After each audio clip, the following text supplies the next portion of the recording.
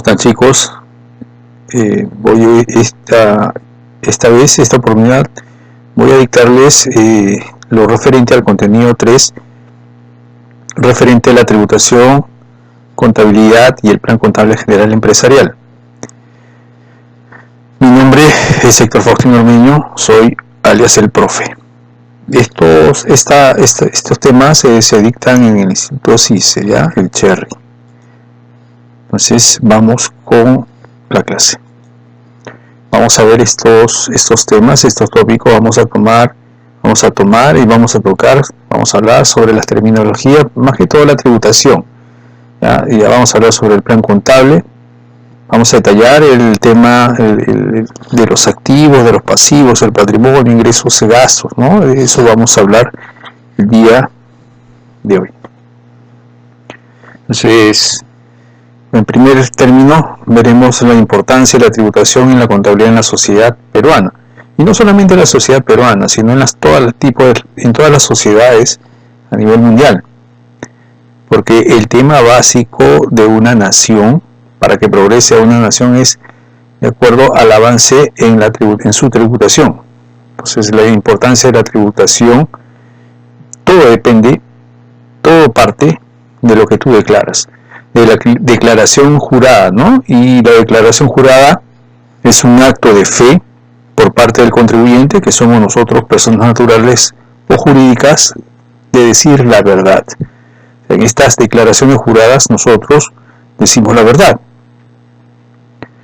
¿Por qué decimos la verdad? Porque ahí detallamos nuestros ingresos o nuestros gastos reales. No hay que mentir. Entonces, esta declaración es una manifestación electrónica o escrita que se hace bajo juramento de decir la verdad. Entonces, tenemos que decir la verdad. Repito, se hace bajo juramento de decir la verdad, porque es una declaración jurada, ¿no? Acá en el país se ha tomado las manifestaciones electrónicas en un formato llamado PET. Y todo tiene que ver con esto de la verdad. Entonces, estos pagos se van a basar en los ingresos y egresos reales, comprometiendo la responsabilidad de quien declara. Entonces, lo que voy a declarar es cierto y soy responsable ante la ley por lo que digo. Y acá hay que tener mucho cuidado, es algo sumamente delicado. ¿Por qué? Por aquí lo dice, soy responsable ante la ley por lo que digo, por lo que declaro. No hay que ser pinochos. Muy bien, sigamos. Por consiguiente, dice, amerita entender la importancia de la tributación. Entonces, el tributo es el impuesto que paga todo ciudadano para contribuir a sostener los gastos de la comunidad organizada, que somos todos nosotros, somos el pueblo, somos la nación, y como la manifestación más típica del poder de supremacía del Estado. Entonces, esta manifestación del poder supremo del Estado, aparte de cobrar los tributos o los impuestos, es las leyes. O sea, todo tiene que ser bajo ley. Un tributo que no está normado, que no está legalmente conocido, no es tributo, no es impuesto. Entonces, la generalidad en materia tributaria señala que tributar es desprenderse por parte del contribuyente de una parte de su patrimonio particular para entregárselo al Estado. Es desprenderse por parte del contribuyente de una parte de su patrimonio. Nosotros nos desprendemos de nuestro patrimonio en el sentido de que de los resultados que obtengamos, de nuestras rentas que tengamos, de nuestros ingresos que obtendremos, le damos una parte al Estado, un porcentaje, según ley, y le entregamos mediante dinero. No mediante especies, sino mediante dineros. Miren ustedes, se escucha con frecuencia, y eso siempre sucede, que a nadie le gusta pagar impuestos. ¿A quién le gusta pagar impuestos? Nadie, es la verdad. Pero el tributar es fundamental e indispensable para sostener en el tiempo a una sociedad, dice acá, que reclama la protección del Estado en los 4 derechos fundamentales de un ser humano. Y esto es la libertad, la vida, prosperidad y seguridad. Libertad la tenemos y nunca hay que renunciar a ella. ¿Tenemos derecho a la vida? Sí, pues el derecho a la salud, a la vida, de vivir bien. Tenemos derecho a la propiedad. Tenemos derecho a adquirir bienes o propiedades, ¿no? Podemos adquirir un automóvil, podemos adquirir una casa, una chacra, o que sea, un terreno.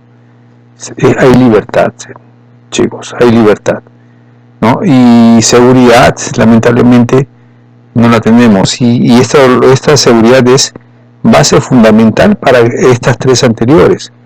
Entonces, ¿debemos exigir seguridad? Sí, porque estamos pagando nuestros tributos, nuestros impuestos.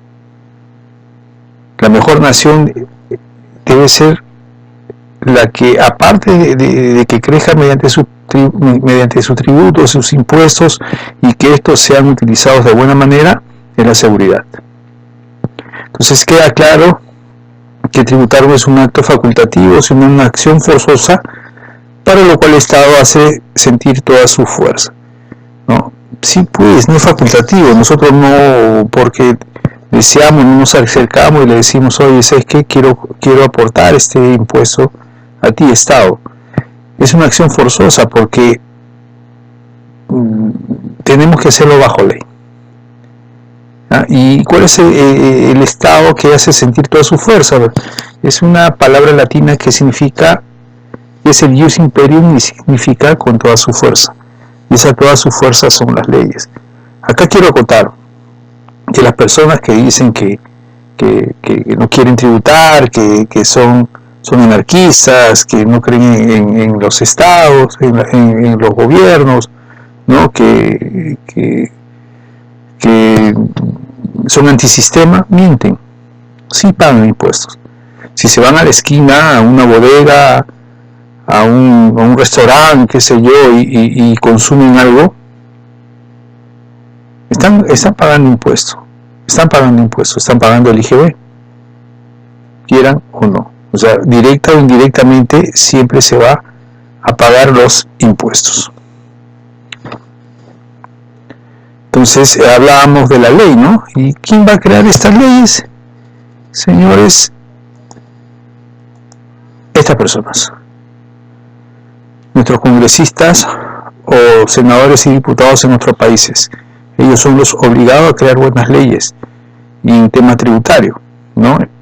Y hay que resaltar esto, ¿no? Que solo por ley se crean tributos. Solo por ley se crean tributos. Toda vigencia de una ley, de un tributo tiene que ser mediante una ley.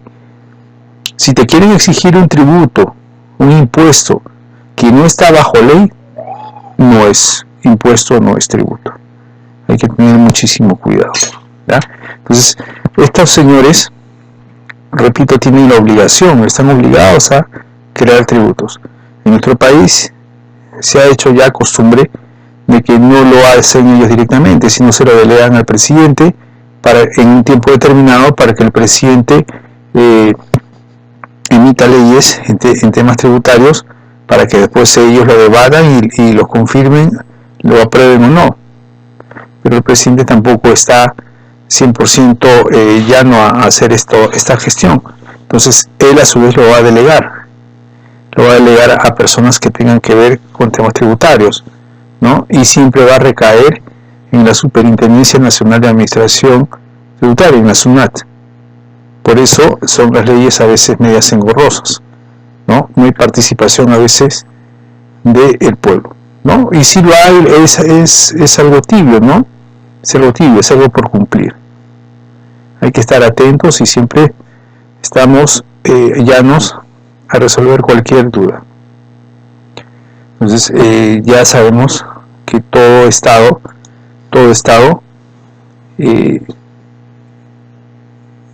se crece de acuerdo a la captación de sus tributos. Muy bien. Ahora veamos el otro tema, que tiene que ser la importancia de la contabilidad, ¿no? Entonces, la contabilidad dice acá que quizás sea el elemento más importante en toda empresa o negocio, porque permite conocer la realidad económica y financiera de las empresas, cómo evoluciona, cuál es la tendencia y lo que se puede esperar de ella. Sí, es verdad, la contabilidad es muy importante dentro de las empresas. Nosotros manejamos mucha información que van a servir a las personas que deben tomar decisiones. Entonces, cuando habla acá que va a permitir conocer la realidad económica y financiera, tenemos que agarrar esto con pinzas, porque cuando hablamos de realidad económica nos dice pues cómo se encuentra la empresa en sus temas con el activo, pasivo, patrimonio.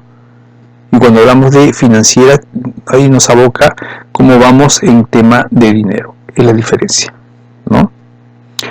Dice que la contabilidad no solo permite conocer el pasado, porque nosotros trabajamos con papeles que ya tienen un tiempo, ¿no? Lo traemos al presente de esta empresa y la proyectamos hacia el futuro, ¿no? Y eso es algo interesante. Y este futuro significa la empresa cómo se podría desenvolver de aquí a unos años, ¿no? Y se permite tener un conocimiento y control absoluto de la empresa. La contabilidad sí lo hace. Permite tomar las decisiones con precisión. ¿Y quiénes toman las decisiones con precisión? Son los gestores de las empresas, ¿no? Entonces la información que la contabilidad suministra a estas personas debe ser 100% confiable. Permite conocer de antemano lo que puede suceder.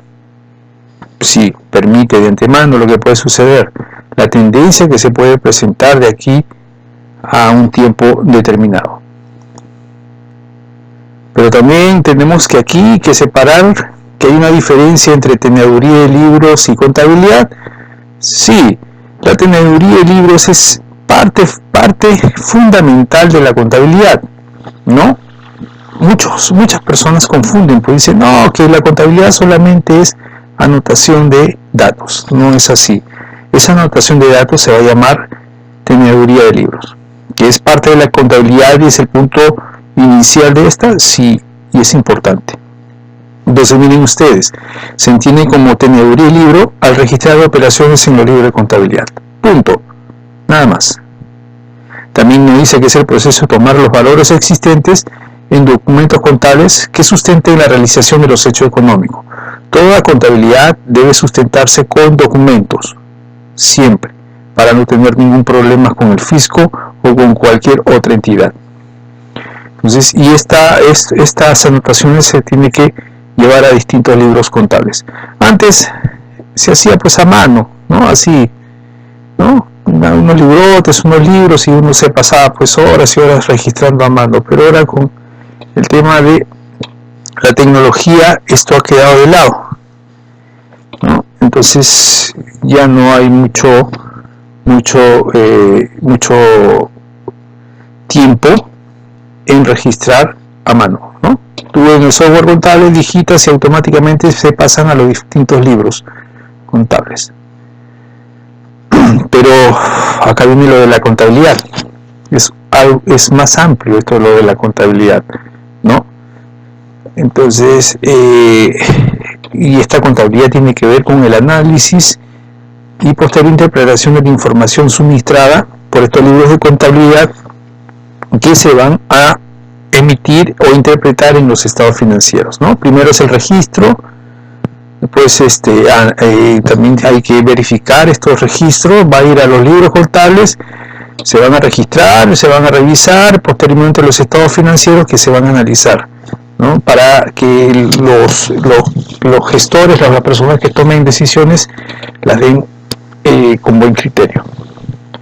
Nos dice que con la aparición de los software contables, la teneduría de libros ha perdido vigencia porque el sistema se encarga de entregar la información completa y lista para ser analizada e interpretada, ¿no?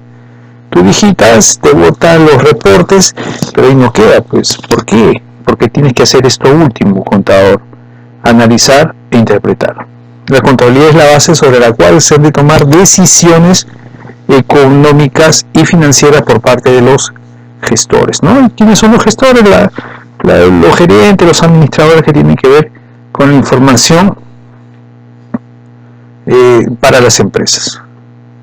Ahora, ya sabemos que la contabilidad es importantísima, que parte de la teneduría de libros, que posteriormente la contabilidad, que es el análisis. Pero la pregunta es, ¿qué se registra? ¿Qué se analiza? Para ello la contabilidad tiene esto, los pilares contables. Esto cuando yo era estudiante universitario me lo explicó mi profesor por el cual yo estoy haciendo esto, ¿no? Profesor Nelson Richardson Porles, ¿no? Es una persona muy sabia, que me enseña muchos tips contables.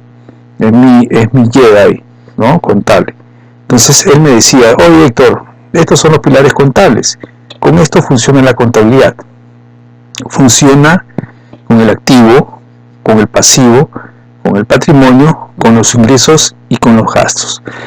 Para que tengan ustedes, para que se acuerden de esto, si es que hay algún examen, acuérdense del APIG, activo, pasivo, patrimonio, ingresos y gastos. APIG, no se olviden.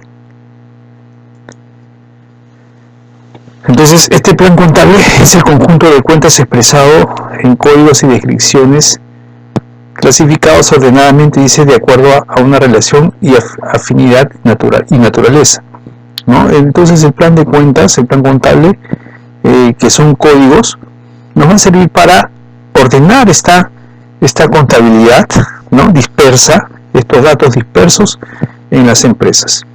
Vamos a volver a los pilares contables.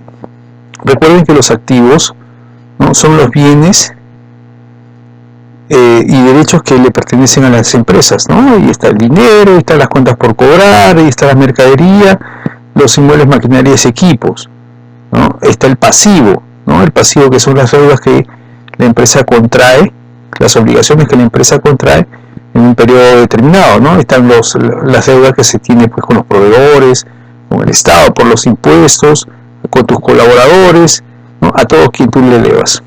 En el cambio, del patrimonio, que es la diferencia del activo y pasivo, que también significa la deuda que tiene la empresa con sus creadores, con sus accionistas, ¿ya? Con sus accionistas, ¿no? Ese es el reflejo de cómo empezó la empresa y cuánto le debe la empresa a estos accionistas. También se va a reflejar, ¿no? La ganancia o la pérdida que pueda registrar esta empresa, ¿no? La utilidad o pérdida. También tenemos en el lado de los ingresos, que vienen a ser las ventas de acuerdo al giro del negocio, y otros ingresos, ¿no? Que tengan que ver con el negocio, pero que no son directamente, ¿no? Producto de ellas. Y también tenemos los gastos que son por naturaleza, ¿no? Y esto por naturaleza significa a qué se dedica el negocio, la naturaleza del negocio, ¿no? El cual yo lo subdivido en gastos por naturaleza como costos, ¿no? Y como gastos por naturaleza, ¿no? Ya más adelante vamos a detallar por qué. Entonces, el plan contable, volviendo al plan contable, no son códigos que códigos y descripciones que van a ordenar todo lo que sucede dentro de la empresa. El plan contable general empresarial, ¿cómo nace? Acá en nuestro país, antes de 1973, era libre criterio, o sea, unos podían utilizar cuentas o simplemente literar. Del año 74 al 83 hubo un plan contable general ya codificado, ¿no? Y descrito. Y hubo una revisión de este plan contable general, ¿no? A partir del 1984 al 2010 ya se pone en vigencia el plan contable general revisado acá en el Perú. A partir del 2011, del 1 de enero del 2011, nace el plan contable general empresarial, el cual sigue vigente y es más detalla más lo que sucede en la empresa, ¿no? Porque también se basa de acuerdo a lo que indiquen las NIC, las NIF en el país, vigentes en el país, ¿no? Es algo más más conciso, vamos a decirle así, ¿no? Y me preguntan, oye, profe, ¿por qué así? ¿Por qué hay una palabrita muy simple, ¿no? Es el tema de la globalización, ¿no? Entonces recuerden que la globalización tiene que ver con la estandarización, pues, ¿no? De todo. Entonces, de buena manera, claro. Entonces, debemos estar nosotros a la vanguardia, ¿no? Ahora, la globalización, como ojo, que no es un tema traído de los pelos, no jalado de los pelos, sino es la modernidad en sí en el mundo que cambia. Entonces, este plan de cuenta te va a permitir identificar en forma ordenada y detallada la codificación de todo hecho económico y financiero que ocurra en la empresa, ¿no? Y acá estamos ya poniendo más énfasis. En este plan contable, el primer dígito se le denomina elemento. El primer dígito del plan contable, el que tienen ustedes acá en el Perú, bueno, y los que tengan en su país de origen, el primer dígito del plan de cuentas se llama elemento, ¿no? ¿Por qué? Y todos estos elementos, cuenta, su clase van a estar relacionados directamente con los estados financieros. Para nosotros es de más fácil interpretación. Esta es la estructura básica del plan contable empresarial. Los elementos, o sea, los códigos que empiecen con 1, 2 y 3 se van a referir al activo. El 4 al pasivo, el 5 al patrimonio, el 6 al gasto, el 7 al ingreso, el 8 que son saldos intermediarios de gestión, que va a servir para cerrar las cuentas anteriores, el elemento 9 que son cuentas analíticas de explotación, y este elemento 9, este de acá, va a analizar el gasto, que lo veremos posteriormente, y las cuentas de orden, ¿no? Que son acumulativas, que no participan dentro de los estados financieros. Y para no olvidar, este es mi Charlie, ¿no? Ya tenemos un tópico anterior, ¿no? Puesto aquí en el YouTube sobre este tema, ¿no? Entonces estas son las columnas del debe y del haber. Aquí nacen y aquí crecen este tipo de cuentas, ¿no? En este caso ya vamos a ver que estoy determinando, ¿no? El elemento que le corresponde a cada uno, ¿no? Como disponible, dinero en equivalente, en exigible quien nos debe, el elemento 2 realizable, que son los inventarios en el almacén, el elemento 3 que es en los inmuebles, maquinarias y equipo. Todas estas son partes del activo. Recuerden que el activo corriente es aquel que es igual o menor a un año, ¿no? Son los activos corrientes. Y los no corrientes que son mayores a un año, ¿no? El saldo de estas cuentas siempre es saldo deudor. Siempre los saldos finales de estas cuentas, estos elementos, deben registrarse en el debe.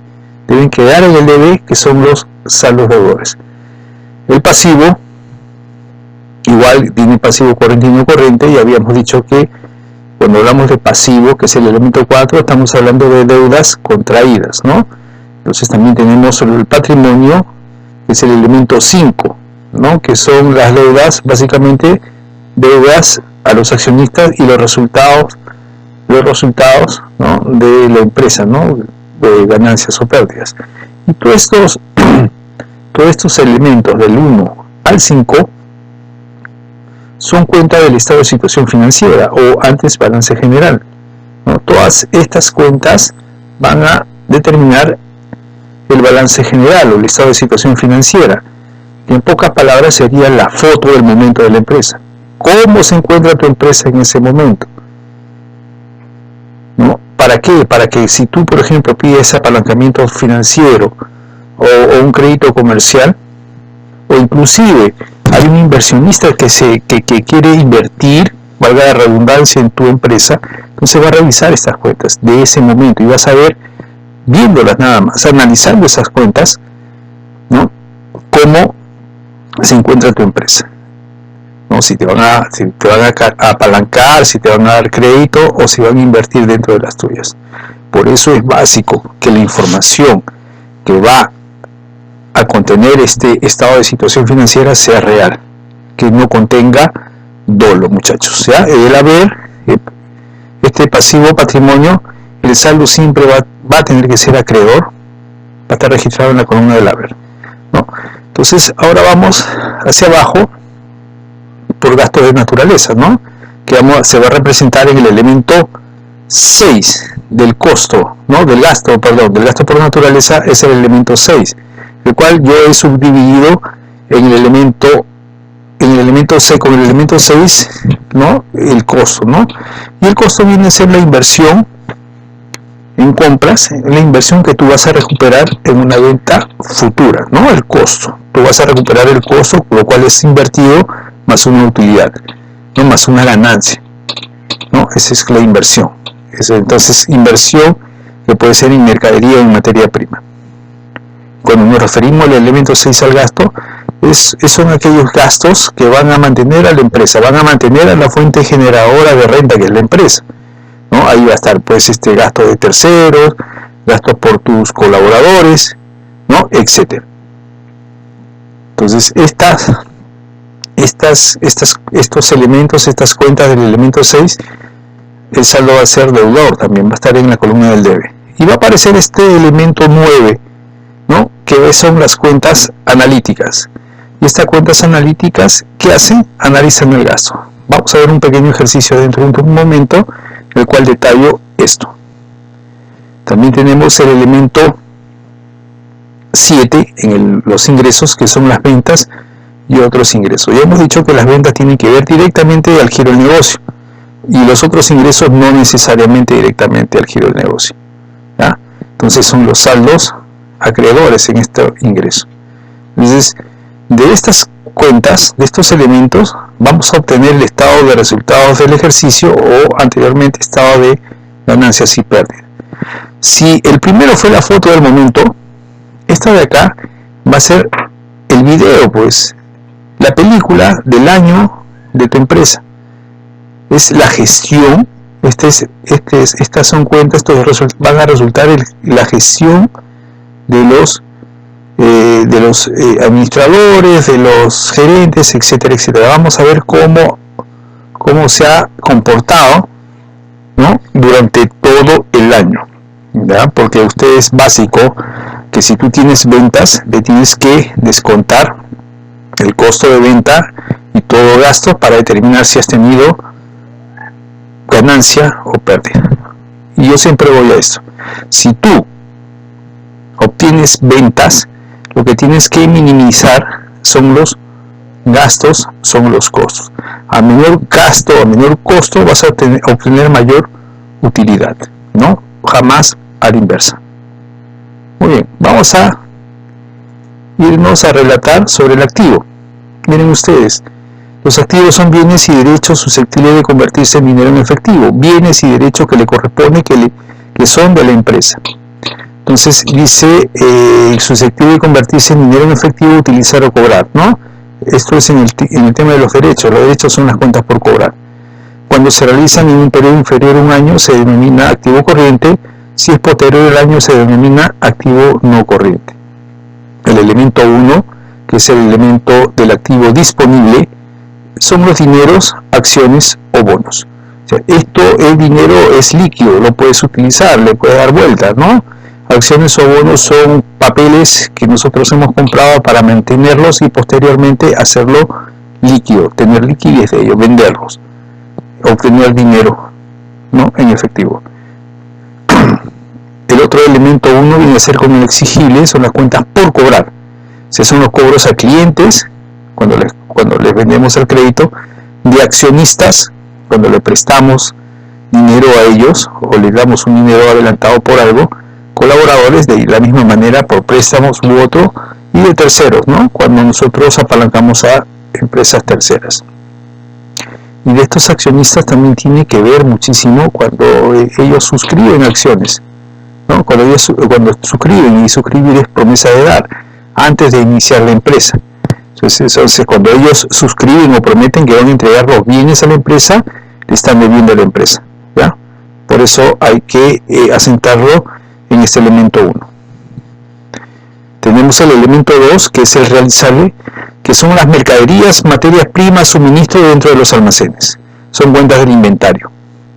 ¿Ya? ¿Por qué? Porque después de comprar lo tienes que llevar directamente a tus almacenes y lo tienes que realizar, lo tienes que vender, lo tienes que hacer efectivo, ¿no? Porque las empresas viven del efectivo, del dinero, ¿no? Las empresas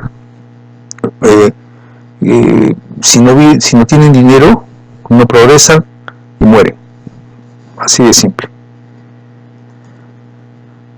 Posteriormente tenemos el elemento 3, ¿no? Que dice que son bienes que no son convertidos en efectivo, no son vendidos ni enajenados, ¿no?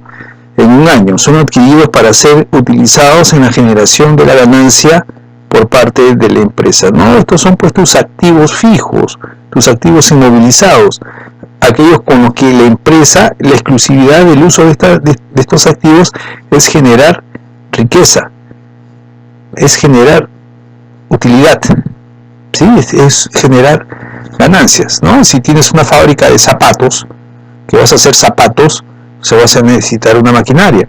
Vas a utilizar exclusivamente esa maquinaria para hacer esos zapatos, ¿no? Si te da la ganita de venderlo, lo puedes vender, lo puedes enajenar, ¿ya? Cuando tú vendes tus activos se llama enajenar. Pero si tú enajenas tu maquinaria, la pregunta es, ¿con qué produces? ¿No? Entonces hay que tener muchísimo cuidado en registrar, ¿no? En registrar realmente lo que corresponde, ¿no? Debes revelar realmente lo que está sucediendo, el hecho que está sucediendo. Y me preguntan, profesor, pero ¿y las computadoras, los inmuebles no generan riqueza? ¿Cómo no? Sí, porque son utilizados para un fin común, que es ganar. Entonces estos inmuebles vendrían a ser tangibles, porque se tocan, se ven. Y tenemos otros, pues los intangibles, los que no se ven. Y yo estoy poniendo acá como ejemplo las marcas de estas empresas, ¿no? Todos conocemos estas empresas.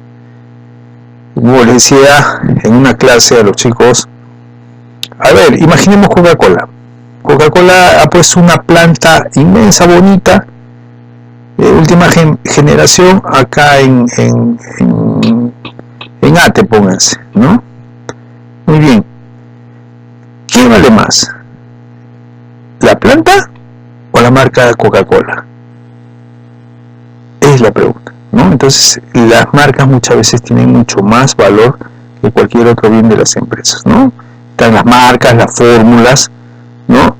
Y todo lo que tiene que ver con que no se toca, con que no se ve. Muy bien, muchachos.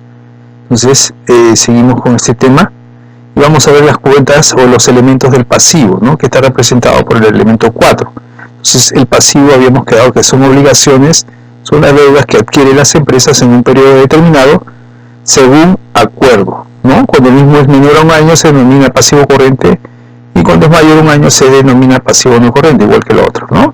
Entonces, son elementos, son cuentas de deudas. Básicamente acá tenemos en nuestro país la SUNAT, ¿no? Cuando se le debe al Estado se le tiene que pagar y no se le va a pagar pues más de un año, ¿no? Porque el Estado necesita su impuesto ya, ¿no?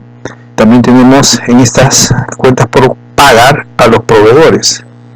También en esto tenemos a nuestros colaboradores, ¿no? No hay que tenerlos así serios o molestos, siempre hay que darles lo que le corresponde. También tenemos las cuentas por pagar a los bancos, ¿no? Por los apalancamientos financieros. También podríamos tener, ¿no? Juicios, ¿no? Juicios con colaboradores o con terceras personas, o sea, por parte de nuestra empresa, y que nosotros tenemos que pagar en cualquier momento. Entonces, de acá, tanto los bancos por apalancamiento como estas deudas por pagar a los un ejemplo, ¿no? A unos colaboradores que se han ido peleando con nosotros y que nos han ganado el juicio en el Ministerio de Trabajo. Entonces, eso ya depende de nosotros cómo pagarlos, depende de nuestra muñeca, para no desfinanciarnos. Entonces, podemos decir que sea el pago por cuotas y posterior al año, o sea, para el año que viene. Entonces, ahí ese pasivo va a ser no corriente, porque es mayor a un año, ¿ya? Pero eso todo depende de la muñeca de nuestros gestores. depende de la muñeca de los gerentes o los administradores. Sigamos, tenemos el patrimonio, que es el elemento 5, que representa, dice, la parte residual, diferencia entre el activo y pasivo, ya les había comentado. Representan los derechos de los propietarios con la empresa, ¿no? Porque los propietarios o los accionistas han iniciado la empresa entregándole unos bienes. Entonces, y la empresa le está entregando unos papeles que se van a llamar acciones, ¿no? Entonces, los que han iniciado la empresa jamás van a renunciar al derecho de que le devuelvan esa inversión. Entonces, están obligadas, la empresa está obligada en devolverle cuando ellos se vayan, se retiren. También se va a reflejar los resultados del ejercicio económico de la empresa, o sea, cómo quedó la empresa, ¿no? Si hay utilidad o hay pérdida. Muy bien. También tenemos los gastos por naturaleza, que están representados en el elemento 6. Entonces nos dice que aquí, que representa la disminución de los beneficios económicos de la utilidad o ganancia, ¿no? Claro, pues, ¿no? Ya les había dicho que cuando tú vendes y si tú gastas, entonces la utilidad o ganancia va a disminuir, ¿no? A eso se refiere esto. Dice, producidos en el periodo contable en forma de salida o disminución de la actividad disponible. Cuando tú compras, cuando tú gastas, pagas con dinero, ¿verdad? Entonces va a disminuir tu activo disponible, que está reflejado por el dinero, como consecuencia de la actividad empresarial. Y todos estos gastos tienen que ser directamente por el giro del negocio, para la empresa. Acá no vienen los gastos personales, ¿no? Que voy a rebajar mi IGB, voy a ponerle facturas, ¿no? Voy a considerarle facturas, boletas, qué sé yo, para el gasto y bajar. Bueno, que se puede hacer, se puede hacer. La diferencia es que no se debe de hacer, porque está bien, tú vas a registrar gastos que no son permitidos. Acá la contabilidad lo va a aceptar, bajo responsabilidad, eso sí. Pero cuando veamos a fin de año y tengamos que presentar la declaración jurada que habíamos visto al inicio de estas diapositivas, nos vamos a dar con la sorpresa de que no están admitidos. Entonces eso se va a tener que disminuir de tu utilidad. Va a ser una pérdida al fin y al cabo. Por eso hay que tener muchísimo cuidado y hay que hacer las cosas como se deben de hacer.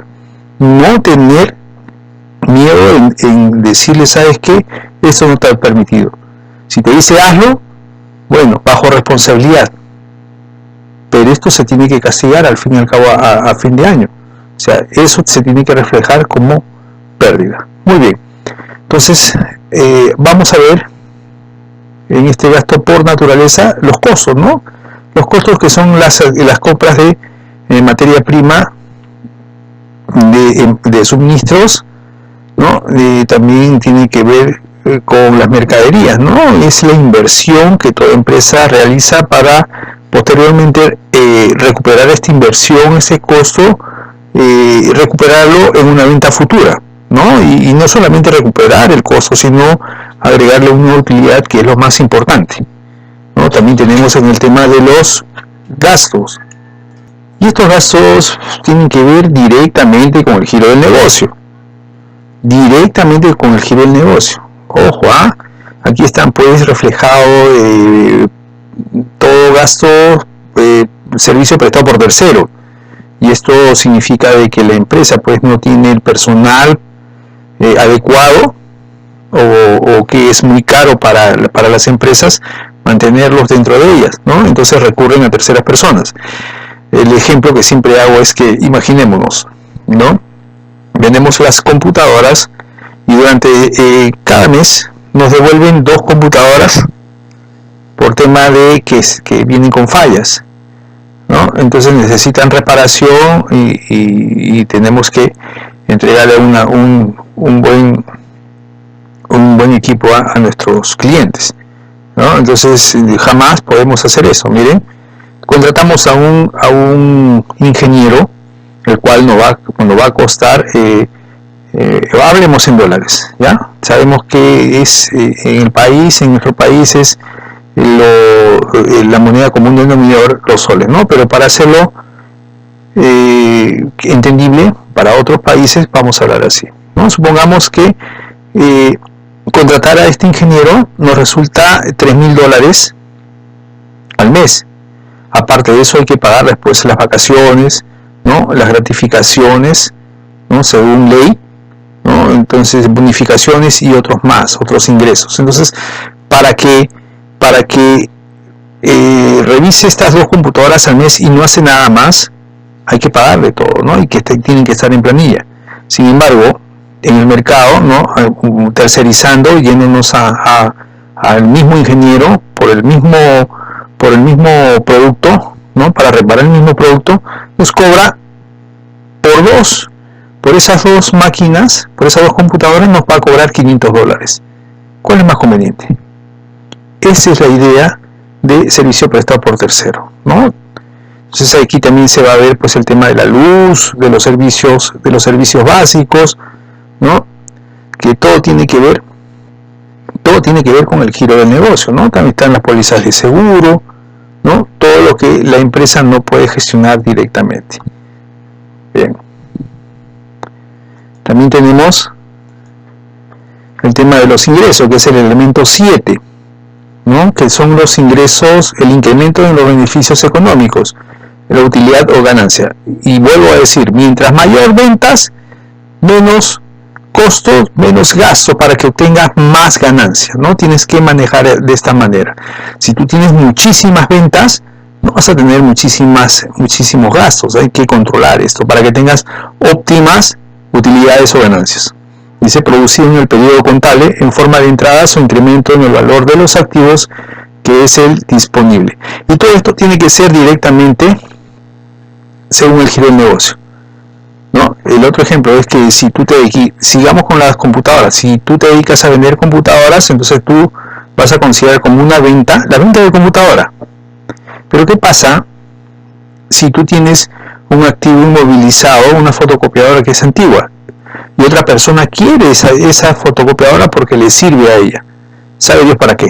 Entonces tú lo que tienes que hacer es, muy bien, yo te voy a entregar este bien, ¿no? Y esa entrega de bien, o entre comillas venta, se llama enajenar. O sea, yo te voy a enajenar, que ese enajenar es traspasar la propiedad a otra persona. Te voy a enajenar este bien. Entonces eso no es una venta directa por parte de la empresa, porque no es el giro directo del negocio, que es vender PC, ¿no? Sino es otros ingresos. A eso se considera otros ingresos. Esta cuenta es la más bonita para mí, ¿no? Y el elemento 9, pues, que tiene que ver con las cuentas analíticas, que van a representar las cuentas que comprenden, dice, la contabilidad analítica de explotación, que van a demostrar los costos de la producción y los gastos por función. Representan los gastos generados según áreas o departamentos dentro de la empresa. Y veamos pues este pequeño ejemplo que tiene que ver con este elemento 9, ¿no? Que dice que tiene que ver con el análisis del gasto. Supongamos que nuestra empresa adquiere útiles de oficina, ¿no? Adquiere útiles de oficina. Entonces el valor de estos útiles de oficina es de 5.000 soles, ¿no? Entonces estamos adquiriendo útiles de oficina por 5.000 soles. Este es el gasto general de haber adquirido estos útiles de oficina para la empresa, ¿no? Entonces tenemos áreas, tenemos 3 áreas, una administración, contabilidad y venta. Entonces necesitamos nosotros saber cómo repartir este gasto, a quiénes repartir. Supongamos que para administración le va a corresponder el 30% de lo que nosotros hemos adquirido. Si aparece área, el 30% de estos útiles le va a corresponder. Para el área de contabilidad también le va a corresponder un 30%, y para las ventas le va a corresponder un 40%, ¿verdad? Entonces vamos a valorizar este tema. El 30% de 5.000, 1.500. El 30% también 1.500, y el último 40% de estos 5.000 soles va a ser 2.000 soles. ¿Qué significa esto? Que va a sumar los 5.000 soles. Entonces, este elemento 9 lo que hace es analizar el gasto. Analiza, oye, ¿sabes qué? De este total, gran total, ¿cuánto le corresponde a cada área? ¿No? Y nosotros, como sabemos que son valores, esta es la representación valorizada de este gasto general, de este gasto total. Entonces el elemento 9 es redondo, repito, es el análisis del gasto, a sabienda, para así poder controlar todo lo que tenga que ver con la empresa. Muy bien, chicos, entonces ya sabemos para qué sirven estas cuentas analíticas, ¿no? Y esta es la estructura del plan contable, ¿no? El primer dígito se llama elemento, a 2 dígitos se va a llamar cuenta. Todo esto tiene que ver con el estado de los estados financieros, ¿no? A 3 dígitos se va a llamar subcuenta, a 4 dígitos se va a llamar divisionaria y a 5 dígitos se va a llamar subdivisionario, ¿no? Entonces esto mientras más cerca esté de la información de la realidad, es mejor. Veremos distintos casos, ¿ya? Dentro de las sesiones de aprendizaje en el instituto, o si no, también voy a colgar otro video sobre las cuentas básicas en contabilidad. Yo les pido que siempre que investiguen, que siempre practiquen temas contables, porque esto es básicamente practicar, ¿no? Que la teoría va a ayudar mucho, sí, pero la práctica es fundamental. Muy bien, chicos, muchas gracias. Se despide su profe, su amigo alias el profe, ¿no? Y hasta otra oportunidad, y como siempre, agradecido por siempre. Gracias.